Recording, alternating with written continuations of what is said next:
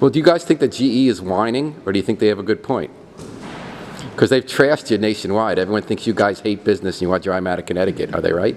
Well, since I think Marty's quote is the one that is most quoted recently, I'll take a little pressure off him. I think that a lot of the decisions that are being made within the corporate headquarters of GE in Fairfield are being made without have nothing to do with Connecticut's tax structure. Our tax structure, particularly for a corporation that, from everything we can see, is not paying any taxes to the state of Connecticut, actually pays more in property taxes to the town of Fairfield than it pays to the state of Connecticut in corporate taxes.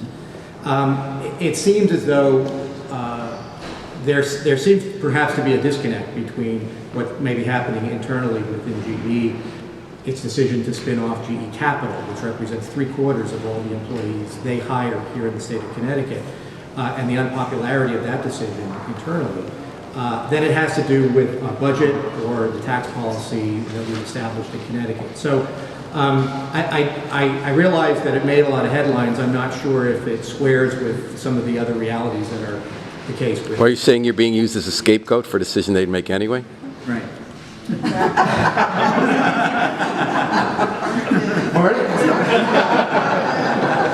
In some ways, just in general, one of the things that's important to note is you have all of these national organizations and entities that rate state governments as relatively friendly to business in one category or another. There was a leader of a business organization in the state told me confidentially at one point that what is really the single largest weighting factor in all of those surveys is whether or not the state is a right-to-work state or not.